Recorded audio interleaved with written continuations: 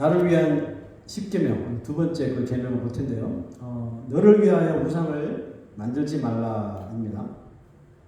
우리가 흔히 첫 번째 계명, 나 외에 다른 신을 두지 말라. 그 계명하고 이 두 번째 우상을 만들지 말라 계명을 좀 헷갈려 하시는 분들이 있어요.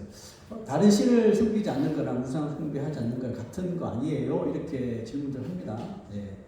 비슷한 것 같은데 완전히 다르죠. 첫째 계명이 하나님을 자신의 인생의 그 첫째 자리에 항상 모셔야 된다는 것이라면, 이 둘째 계명이 뭘까요?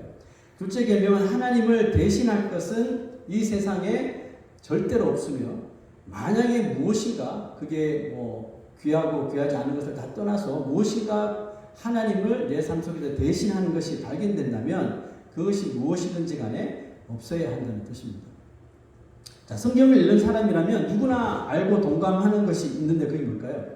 하나님이 제일로 싫어하시고 혐오하시는 것이 우상을 만드는 것이고 또 우상을 섬기는 것이라는 거죠.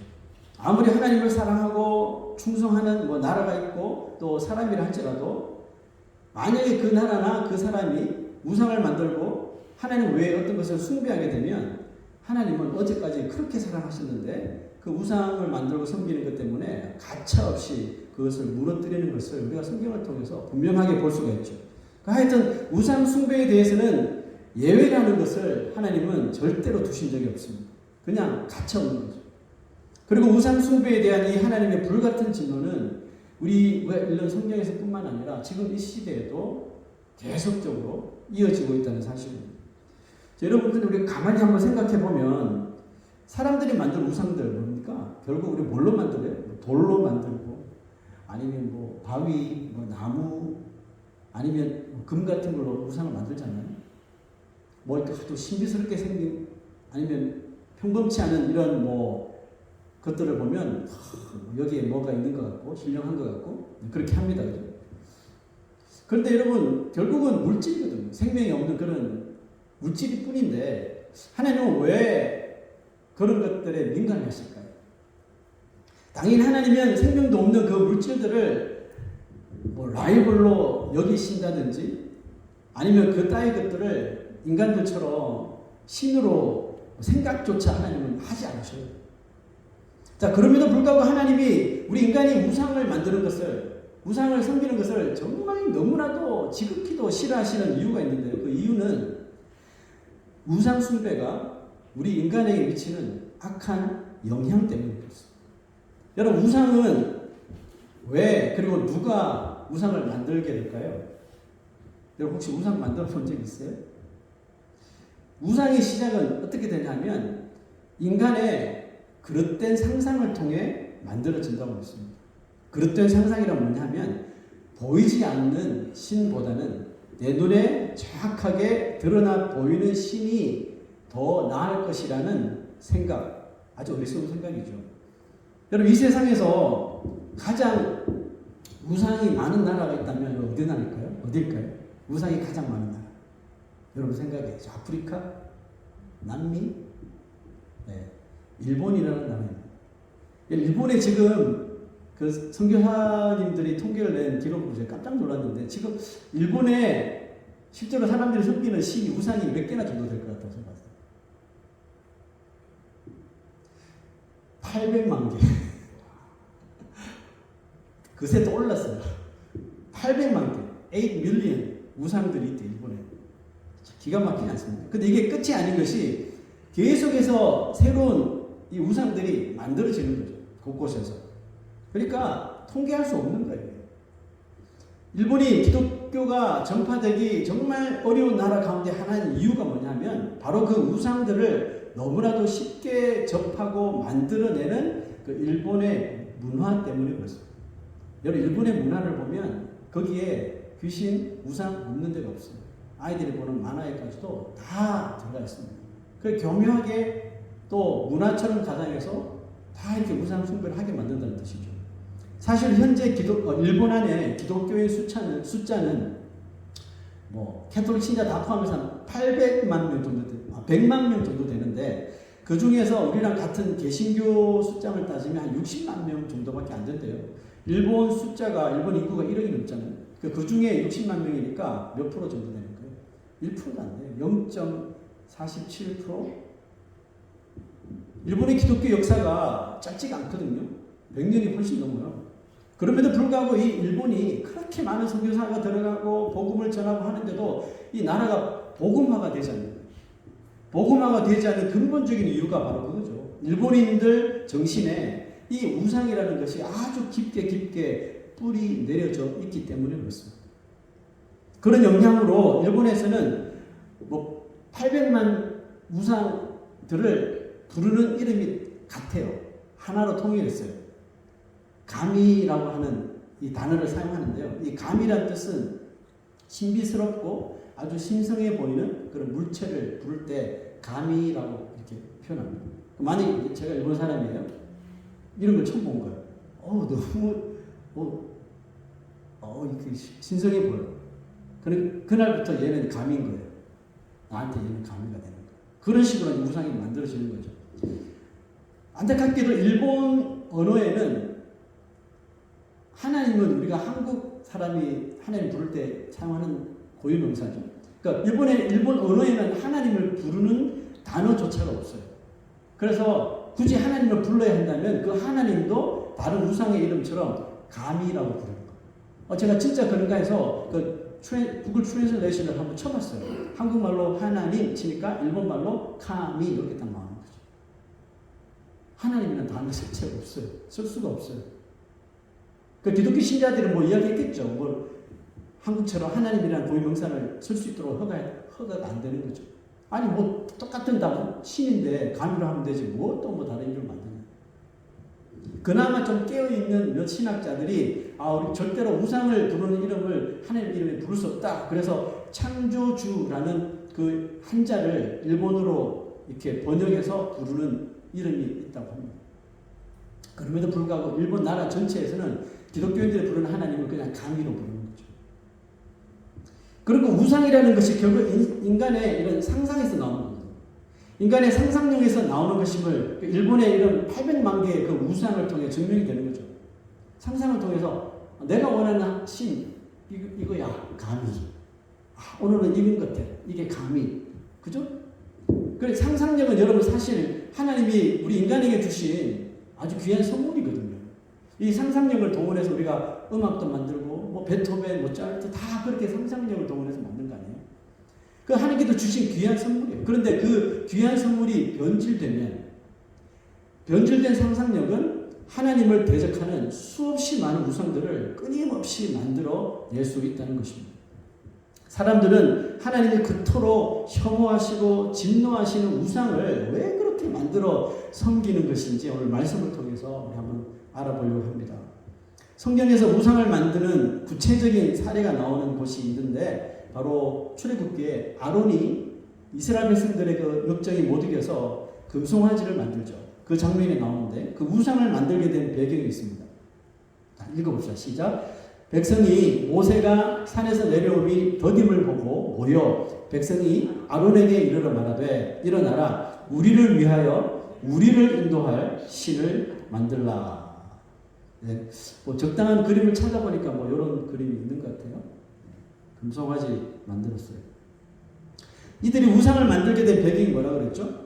지금 모세는 어디에 있어요? 시내산에 갔단 말이에요. 시내산 위에 하나님 대면하기 율법 학교에서 갔단 말이에요. 그러니까 하나님을 만나러 간 모세가 내려오지 않으니까 기껏 해봐야 40일이거든요. 400년을 기다려서 출애굽을 했던 사람들이에요. 40일을 못 기다리는 거예요. 못 기다려서 하나님 없어 이렇게 된 거죠. 그걸 참지 못하고 결국 아예 신을 만들어야겠다는 아주 엉뚱하고도 악한 생각을 그들이 하게 된 거예요. 자, 이들이 가졌던 변질된 상상력이 무엇입니까? 하나님 기다릴 필요 없이 그냥 우리 손으로 그 신 만들어서 그 신이 우리를 만들도록 하자. 이런 발상을 이끌어낸 거예요. 자, 누구를 위해서 하나님을 만들자 그랬죠? 자, 보세요. 우리를 위해서 우리를 인도할 신을 만들자. 이처럼 인간이 자신들의 상상력으로 고안한 하나님에 대한 이런 눈에 보이는 가시적 이 형태들은 하나님의 그 고유의 본성에 정반대로 부딪히는 거거든요. 그러므로 그래서 그들이 만든 우상이 등장하는 순간 뭐 하게 될까요? 사람들은 그것을 우상화하기 시작합니다. 뭐라고 이야기했나요? 우리를 위하여 그 다음 9절 아론이 그들의 손에서 금고리를 받아 부어서 조각칼로 새겨 송아지 형상을 만드니 그들이 말하되 이스라엘아 이는 너희를 애굽 땅에서 인도하여 낸 너희의 신이로다.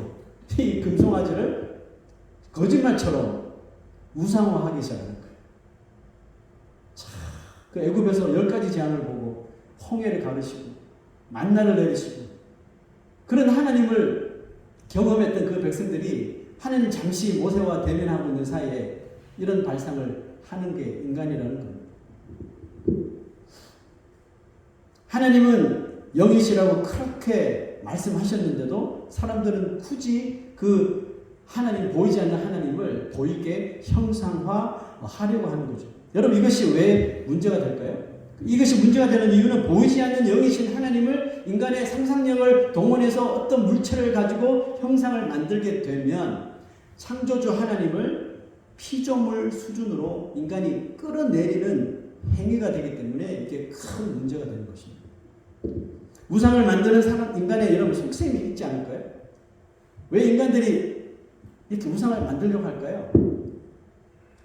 이제 신이 내 눈에 뚜렷하게 보이고 어디 가지를 않으니까 내 마음대로 이 신을 좌지우지 할 수 있겠다는 뜻인 거죠. 나아가서는 이 내 눈에 보이는 신을 이용해서 나의 필요를 다 한번 채워보겠다는 악한 의도가 들어있는 것입니다. 뭐 이런 거겠죠. 또다시 등장합니다. 자, 제가 얘를 이제 너무 신기하고 처음 보는 거고 신통하게 생겼네. 그래서 오늘부터 나는 너를 신으로 부르겠다. 자, 나는 너를 신으로 부르고 섬겨줄 테니 뭐 소도 갖다 바치고 음식도 갖다 바치고 뭐 돈도 갖다 바치고 뭐 다 갖다 바쳐요. 신으로 섬겨줄 테니 너는 나에게 내가 지금 필요한 돈을 주고 건강을 주고 또 자녀를 주고 권력을 주고 명예를 갖다 주면 돼. 이게 이 신과 인간이 만들어 놓은 신과 거래하는 목록이거든요. 기독교 성서학자인 N.T. 라이트 목사님은 이와 같은 현상, 자신의 필요를 위해서 이 물체를 신으로 만들어버리는 이런 현상을 Consumer Christianity, 그러니까 소비주의 신앙이라고 이렇게 해석했는데요. 그리고 이와 같은 신앙이 하나님을 믿는 현대 기독교인들에게 깊이 만연되어 있는 신앙관이라고 또한 지적을 했어요. 여러분 많은 그리스도인들이 하나님을 믿는 이유가 뭐냐 하고 보니까 다는 아니에요. 그 중에 많은 사람들이 보니까 하나님이야말로 내가 하나님을 경험해 보고 난 후에 보니까 하나님이야말로 나의 필요를 채워줄 수 있는 분이다. 그 정도까지 인식을 딱 한다는 것입니다. 여러분 소비주의 신앙은 마치 자판기에 기도라고 하는 동전을 딱 넣고 자기가 원하는 것을 딱 누르면 그것이 튀어져 나오는 것으로 가르치는 거죠. 그래서 하나님을 마치 자판기 하나님으로 믿게 만들어버린다는 뜻이에요. 여러분 그게 무엇을 지금 사람들에게 뭘 강요합니까? 기도라는 동전, 헌금 이런 것들을 통해서 자기가 원하고 지금 필요하는 것들을 강제로 얻어내려고 하는 그런 이 신앙관으로 만들어버리는 거죠. 자, 그런데 여러분 우리가 아무리 뭐 좋은 것들을 자기가 구입하게 되더라도 뭐 이와 비슷한 것들이 나오고 더 이상 뭐 기능이 별로 없어질 때는 어떻게 합니까? 폐기 처분하죠. 더 이상 사용하지 않거나 아니면 팔아치우듯이 이 소비주의 신앙관을 가진 사람도 마찬가지라는 거죠. 하나님이 내 인생에 더 이상 필요 없다고 생각이 들거나 아니면 자신과 좀 맞지 않는다고 생각될 때는 가차없이 버리게 만드는 아주 위험한 신앙관이 바로 소비주의 신앙관이라는 거죠. 이스라엘이 자신들을 애굽 종살이에서 구하여 주신 그 하나님을 지금 애굽에서 나온 지 얼마 되지도 않았는데 헌신짝처럼 지금 버려버리잖아요. 당장 어제까지도 하나님께서 만나를 내려주시고 메추라기를 주시고 물을 내려주시는 그 하나님인데 며칠 잠깐 안 보이니까 하나님 헌신짝처럼 버려버려요. 그러면서 이런 금송아지를 이제 우리의 신이다. 애굽에서 우리를 인도의 신이 바로 여기 있다. 이렇게 만든 것도 결국 뭐예요? 이 소비주의 신앙에서 비롯된 것인 우리가 볼 때에 여러분 우리의 신앙에 경종을 울리는 그런 계기가 되어야 한다고 믿습니다. 우리라고 다를까요? 여러분 잘 들어보십시오. 우리가 살아가다가 우리 마음에 하나님 없어도 될 것 같은데 이런 생각 혹시 들지 않습니까? 어떤 문제 앞에 섰을 적에 이 문제는 굳이 하나님 없이도 나 혼자서도 가능해. 뭐 이런 작은 일까지 하나님을 찾아. 여러분 이런 작은 발상들이 결국 우리들로 하여금 우리 신앙을 소비주의 신앙관으로 갈 수 있는 지름길이라는 뜻입니다. 여러분 하루아침에 우상 숭배하는 사람 없어요? 가랑비에 옷 젖듯이 조금씩 묻혀가다가 푹 젖어지는 것입니다. 사실 성경은 하나님은 우리의 필요를 채워주시는 분이라고 분명히 말씀하고 계시잖아요. 구하라, 뭐죠? 구하라, 주실 것이요. 찾으라, 찾게 될 것이요. 두드리라, 열릴 것이라. 그거 아니에요? 너에게 필요한 것 구해, 찾아봐, 두드려봐, 내가 다 줄게. 성경은 분명히 이렇게 말씀하고 계시는 거예요. 하지만 하나님은 우리에게 주시긴 하시는데 막 주시는 분은 아니시잖아요. 하나님은 지금 우리가 가지고 있는 상황에서 가장 또 정말로 필요한 것만 주시는 것이죠. 그러니까 우리가 아무리 하나님 앞에 주님 우리 나 지금 너무나도 필요합니다. 그래서 그것 때문에 금식하고 막 울고 울부짖고 하나님 앞에 아무리 가능해도요. 하나님 보시기에 내가 지금 그것을 너에게 주면 너에게 이익이 되는 것이 아니라 독이 될 수도 있어. 이런 것을 보시면 하나님은 절대로 그것을 아무리 그 사람이 하나님 앞에 구해도요 주시지 않습니다. 성경에 이런 말씀이 있죠. 자녀가 아무리 원한다고 해도 자녀의 손에 뱀과 전갈을 쥐어주는 부모는 없다. 뱀이나 전갈을 쥐어주면 쏘이고 물릴 텐데 자녀가 그 달라고 한다고 해서 그 주는 부모가 도대체 어디 있겠냐는 거죠. 여러분 이것이 하나님과 우상과의 큰 차이점이라는 겁니다. 하나님은 우리의 필요만 채우시는 것이 아니라 우리가 원하는 것들을 정말 우리가 지혜롭고 현명하게 사용할 수 있는 그 수준에 이르도록 우리를 먼저 우리에게 요구하실 뿐만 아니라 우리를 계속해서 연단하시는 거죠. 그래서 우리를 영적으로 성숙하게 만들어서 이제는 내가 그것을 주어도 정말 신앙으로 이것을 다 소화할 수 있을 때 그때 하나님께서 주시는 거죠. 사실 이스라엘 백성들이 만들어야 하는 것은 지금 하나님의 외형이 아니라 그들의 상상력을 다 총동원해서 이 정도면 하나님 모습일 거야 하고 하나님의 외형을 만들 시간이 아니라 하나님과 맺은 그 언약을 충실히 지키는 흔들리지 않는 그 마음을 만드는 겁니다. 그 대단한 착각을 하고 있는 거죠.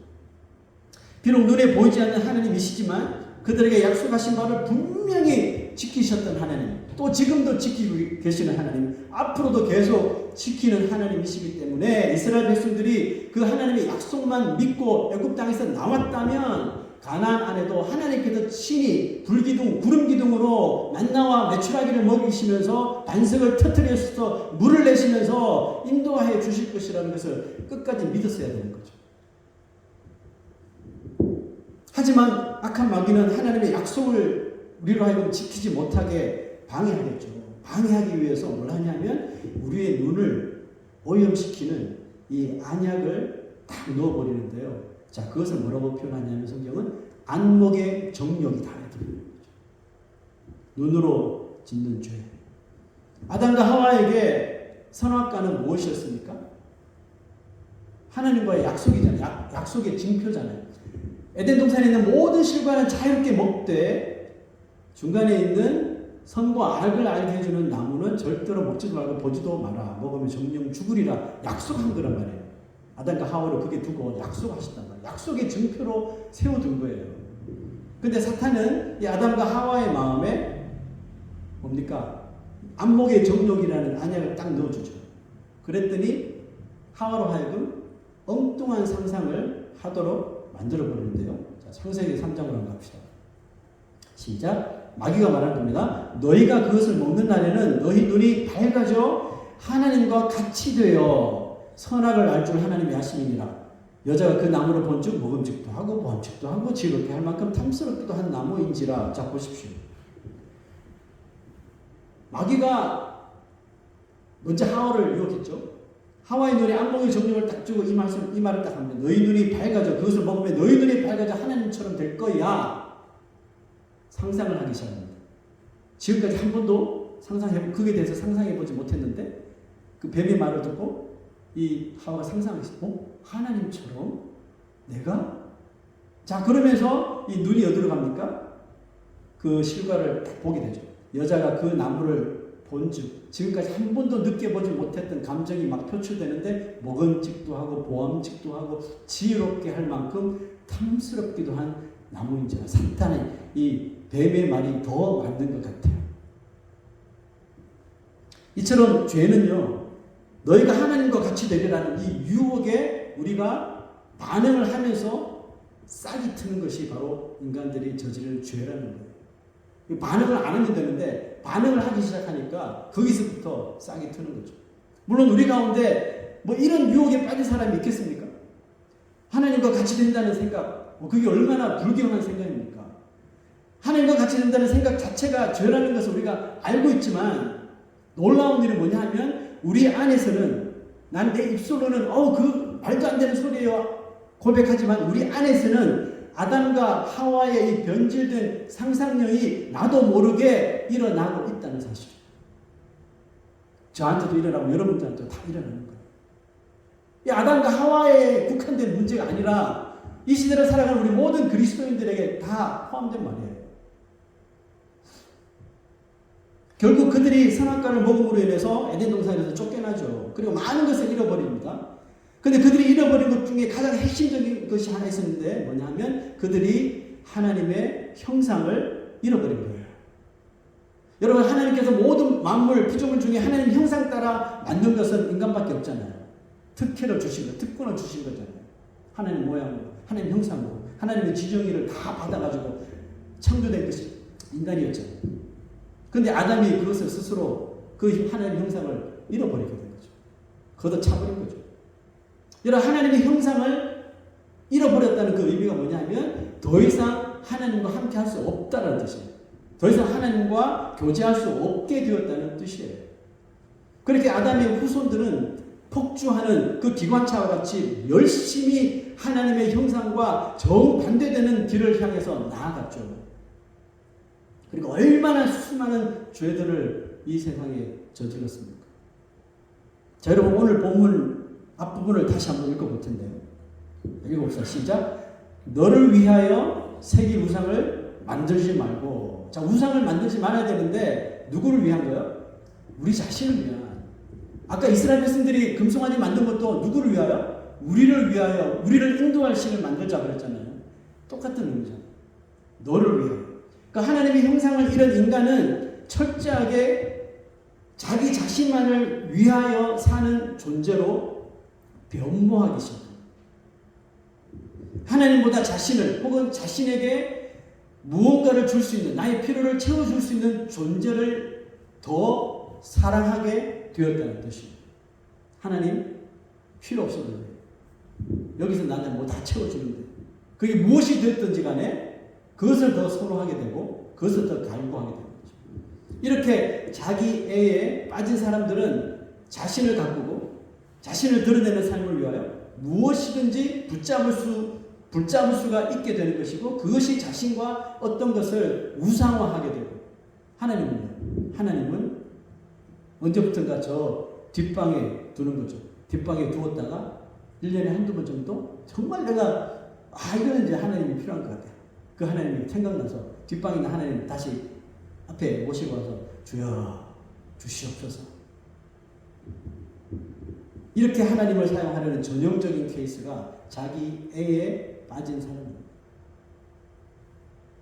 하나님은 이와 같이 하나님의 형상을 잃은 사람, 자신의 필요만을 위해서 무엇이든지 붙잡는 것을 하나님을 미워하는 자다라고 이렇게 표현하셨어요. 자, 5절 한번 볼까요? 시작. 나 내 하나님 여호와는 질투하는 하나님이신즉 나를 미워하는 자의 죄를 갚되 아버지로부터 아들에게로 3대 4대까지 이르게 하느니라. 이 말씀은 부모의 죄 때문에 자녀가 저주를 받는다는 그런 뜻이 아니에요. 단 부모가 저질렀던 길, 그 죄의 길을 자녀들, 그 다음 세대가 고스란히 따른다는 의미입니다. 솔로몬이 하나님의 언약을 처음에 잘 따랐죠. 그죠? 언약을 잘 따르다가 어느 순간부터 하나님의 미움을 받기 시작해요. 미움을 받기 시작한 때가 다름 아닌 자신의 아내가 1000명이었으니까요. 자신의 많은 아내들을 기쁘게 하려고 뭘 했습니까? 산당을 짓고 그 공주들이 자기 나라에서 섬기던 우상들을 다 들여온 거예요. 자, 그때부터 문제가 발생합니다. 열왕기상 11장 4절 보세요. 시작. 솔로몬이 나이 늙을 때에 왕비들이 그 마음을 돌이켜 다른 신들을 쫓게 하였으므로 왕의 마음이 그 부친 다윗의 마음과 같지 아니하더라. 여기서 솔로몬의 마음이 변질되기 시작하죠. 결국 그의 변심으로 인하여 그의 수많은 아내들, 그 전까지는 이런 산당, 이런 우상들을 섬기지 못하겠으니까 하고 싶어도 못했던 거죠. 와이프들이. 근데 징징대고 막 조르고 하니까 그 천명들이 그렇게 좋으니까 솔로몬이 얼마나 힘들었겠어요. 좀 지어줘라. 좀 해줘라. 그러니까 한 사람이 하나씩 만들어주면 1000개를 만든 거 아니에요. 산당 1000개, 우상 1000개 만들어 놓고 마음대로 하라. 그냥 하라고 내버려 둡니까? 또 아내들이 솔로몬이 옷이 없어서 와서 그 1000개 돌아다니면서 솔로몬 완전히 다 신앙이고 뭐고 그것도 찬 거죠. 근데 거기서 끝난 것이 아니라 그 엄마들의 영향을 받은 아들들의 변심도 이어지게 되는 거죠. 그리고 결국은 그 하나님 안에서 한 나라였던 이스라엘이 두동강이 확 나버리죠. 우상 숭배 때문에. 결국은 그 우상 숭배가 나라를 두동강이 만드는데 결국은 남쪽, 북쪽 다 멸망시켜버리잖아요. 자, 여러분, 그러나 하나님의 언약은 또 다른 우리에게 소망을 주시는데요. 그 다음 구절 보시죠. 시작. 나를 사랑하고 내 계명을 지키는 자에게는 천대까지 은혜를 베푸느니라. 자, 이 구절을 제가 두 개로 나누었습니다. 슬래시를 딱 그어놨죠. 여러분 솔직히 한번 말씀해 보세요. 이 구절을 저랑 같이 읽을 때 눈이 어느 쪽이 먼저 갔습니까? 솔직하게 한번 말해보세요. 솔직히 천대까지 받는 은혜의 눈이 더 가지 않습니까? 여러분 이것이 우리 인간의 눈이라는 거예요.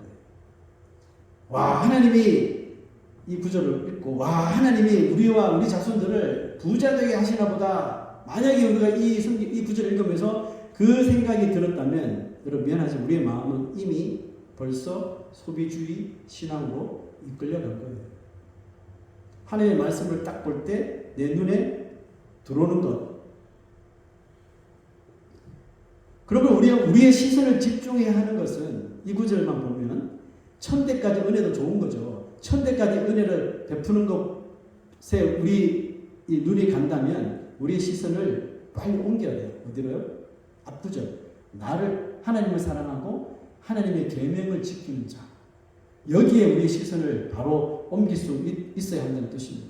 항상 그러므로 우리의 눈을 믿지 마시고 우리의 눈이 만약에 하나님의 말씀에 어긋난 곳에 시선이 가 있다면 빨리 이 시선을 바꾸어 버리는 훈련을 할 수 있어야 합니다. 하나님의 약속하시는 천대까지 은혜를 베푸신다는 이 말씀의 진의가 뭘까요? 그것은 하나님의 은혜가 그 가정에 마르지 않는다는 뜻이겠죠. 물가에 심은 그 시냇가에 심은 나무처럼 사시사철 푸르고 많은 열매를 맺는 그 은혜 주시겠다는 거 아니에요? 하나님의 은혜가 끝이 없다는 뜻은 결국 하나님께서 그 가정에 늘 함께 하시며 그 가정과 그 인생과 교제할 것이라는 약속인 거예요. 보이지 않는 영이신 하나님께서 사람들의 눈에 보이도록 자신의 형상을 나타내실 때가 있었죠. 바로 예수 그리스도의 성육신 때. 예수님께서 뭐라고 말씀하셨어요? 나를 본 자는 내 아버지를 본 것이니라 이렇게 말씀하셨죠. 그러므로 그 예수를 믿는 자는 아담이 잃어버렸던 하나님의 형상을 예수 그리스도 안에서 다시 찾게 된 사람이 되는 것입니다. 아멘. 이게 제 말이 아니라 사도 바울의 말이죠. 골로새서 3장 봅시다. 시작. 너희가 서로 거짓말을 하지 말라. 옛사람과 그 행위를 벗어버리고 새 사람을 입었으니 이는 자기를 창조하신 이의 형상을 따라 지시기까지 새롭게 하심을 입은 자니라. 아멘. 말씀이 결론 맺습니다. 여러분, 우리는 무슨 상상을 하면서 살아가십니까? 특히 하나님에 대하여 여러분은 어떤 상상을 하면서 사십니까? 혹시 우리의 상상력이 만들어내는 것이 그저 이 땅에서 부귀영화를 누리는 소비주의 신앙에 머물러 있는 것이라면 여러분 우리는 회개의 자리로 나아가야 합니다. 하나님이 우리에게 상상력을 주시는 것은 하나님을 자신의 필요를 채워주는 어떤 것으로 형상화하는 데 사용하는 것이 아니라 하나님을 말씀을 통해 알려주신 그대로를 깊이 묵상하며 비록 보이지 않는 하나님이시지만 겸손하게 그 하나님을 믿고 받아들이도록 하시기 위해서 우리에게 그 상상력을 허락하여 주시는 것이죠.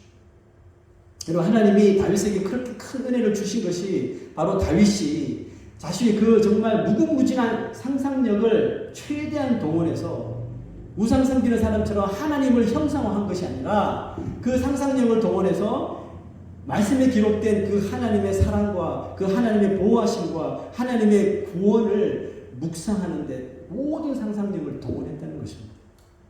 하나님께서 그 다윗을 마음에 합한 자라고, 내 마음에 합한 자라고 딱 픽업하신 이유가 바로 거기 있습니다.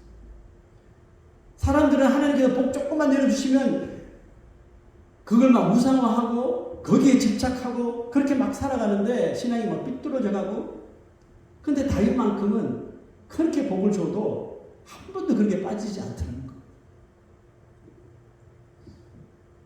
여러분, 우리의 눈을 믿지 마십시오. 여러분, 우리의 눈은 빛과 같은 속도로 우리를 소비주의 신앙으로 이끌어갈 수 있는 능력이 있습니다.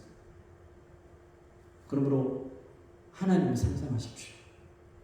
그러나 그것이 우리의 이 상상이 변질되지 않도록 하기 위해서 자신의 욕심과 또 자신의 정욕을 먼저 내려놓으십시오. 다윗처럼 하나님 말씀 그대로 하나님을 믿고 또 하나님을 섬기게 될 줄로 믿습니다. 우리 다 같이 일어나셔서